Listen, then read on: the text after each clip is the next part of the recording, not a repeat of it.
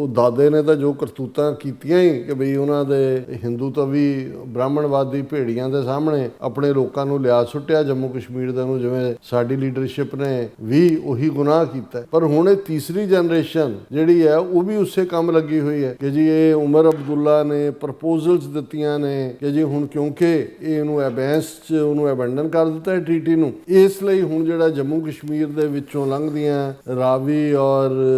ਜਿਹੜੀ ਦੂਜਾ ਚਨਾਹ ਦਰਿਆ ਨੇ ਉਹਨਾਂ ਦੇ ਪਾਣੀ ਨੂੰ ਜੰਮੂ ਕਸ਼ਮੀਰ ਦੇ ਲਈ ਜ਼ਿਆਦਾ ਇਸਤੇਮਾਲ ਕੀਤਾ ਜਾਏ। J&K government has made a proposal to enable year-round navigation on the Wooler Lake by maintaining a minimum depth of water which was not possible because of the Indus Water Treaty।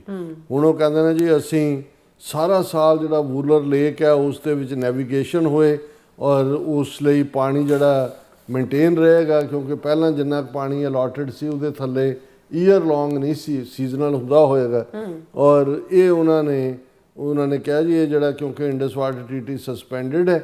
ਤੇ ਅਸੀਂ ਹੁਣ ਇਹ ਜੰਮੂ ਕਸ਼ਮੀਰ ਦਾ ਉਮਰ ਅਬਦੁੱਲਾ ਸਰਕਾਰ proposal centre ਨੂੰ ਦੇ ਇਹਨਾਂ ਨੂੰ ਉਹਨਾਂ ਨੇ ਹੀ ਬਣਾ ਕੇ ਦਿੱਤੀ ਵੀ ਤੁਸੀਂ ਕਰੋ, ਤਾਂ ਕਿ ਕੱਲ ਨੂੰ ਉਹ ਕਹਿਣ ਜੀ ਅਸੀਂ ਤਾਂ ਦੇਖੋ ਜੰਮੂ ਕਸ਼ਮੀਰ ਦੀ ਗਵਰਨਮੈਂਟ ਜਿਹਨੂੰ ਉਮਰ ਅਬਦੁੱਲਾ ਰਨ ਕਰ ਰਿਹਾ ਉਹਦੀ ਰਿਕੁਐਸਟ ਦੇ ਉੱਤੇ ਹੀ ਅਸੀਂ ਇਹਨਾਂ ਪ੍ਰੋਜੈਕਟਸ ਦੇ ਉੱਤੇ ਕੰਮ ਕਰ ਰਹੇ ਹਾਂ। ਬਿਲਕੁਲ ਉਮਰ ਅਬਦੁੱਲਾ ਆਪਣੇ ਦਾਦੇ ਵਾਂਗ ਸਟੂਜ ਬਣ ਕੇ ਇਹ ਰੂਲ ਗੰਦਾ ਅਦਾ ਕਰ ਰਿਹਾ।